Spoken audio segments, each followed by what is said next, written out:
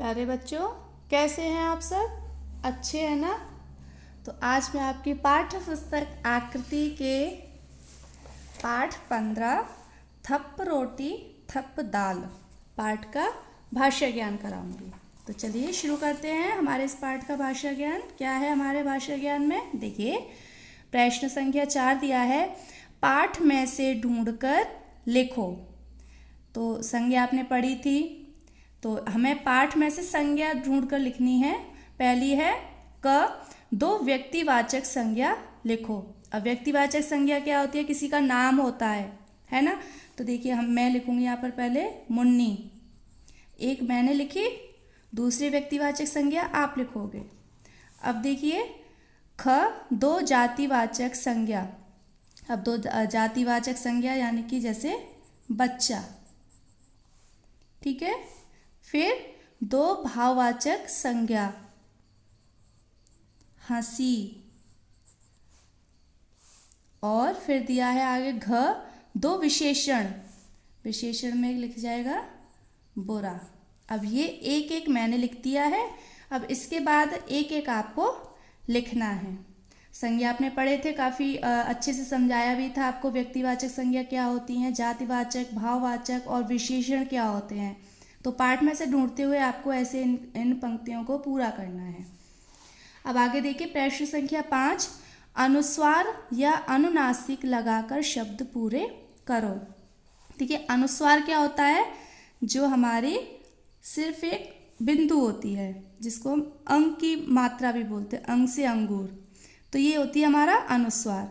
और अनुनासिक होता है जो ऐसे चंद्र बिंदु होती है, उसे हम क्या कहते हैं?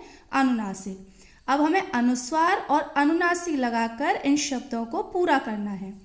देखिए, पहला दिया है टिकू। अब टिकू तो कोई होता नहीं है शब्द, तो इसका शुद्ध क्या हो जाएगा? अनुनासिक हमने अनुस्वार लगाया, तो ये क्या हो गया? टिंकू, है ना। अब इसमें दिया है ख, आंसू। अब आंसू क्या होता है? आंसू होता है ना। तो यहाँ पर हम क्या लगाएंगे? आ के ऊपर अनुनासिक, आंसू। देखिए, बिना अनुनासिक के हम इसको बोले आंसू, और अनुनासिक लग गया तो आंसू, ठीक है। तो अब आगे जो शब्द दिए हैं रंगमंच, तो यहाँ पर हमारा अनुस्वार लगेगा, रंगमंच। तो ऐसे ही आपको अनुस्वार और अनुनासिक का प्रयोग करते हुए शब्दों को पूरा करना है, ठीक है। अब देखिए, गतिविधि कार्य। नाटक में हिस्सा लेने वालों को पात्र कहते हैं। यानी कि जो नाटक होता है और उसमें जो बच्चे भाग लेते हैं उसको क्या कहते हैं? पात्र कहते हैं। और पात्रों को जो बात बोलनी होती है उसे संवाद कहते हैं। यानी कि जो बच्चे भाग लेते हैं उनको पात्र कहते हैं, और जो उनमें पात्र होते हैं उनको क्या स्टेज पर क्या बोलना है तो उसको क्या कहते हैं? संवाद। क्या तुम किसी एक परिस्थिति के लिए संवाद लिख सकते हो? जैसे कबड्डी या खो खो जैसा कोई खेल खेलते समय दूसरे दल के खिलाड़ियों से बहस। यानी कि जब आप खेलते हो तो आपकी दूसरी टीम होती है, उनसे आपका जो बहस हो जाती है, या वो बेईमानी सी करते हैं तो बहस हो जाती है। कभी हम उनसे कुछ कहते हैं, कभी कुछ कहते हैं, तो उस पर आपको संवाद लिखना है, ठीक है।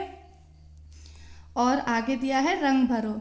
यहाँ पर एक सुंदर सी बिल्ली दी है, और इसको आपको, वैसे तो और सुंदर है, लेकिन इसमें सुंदर से रंग भरकर आप इसको और सुंदर बना सकते हो, ठीक है।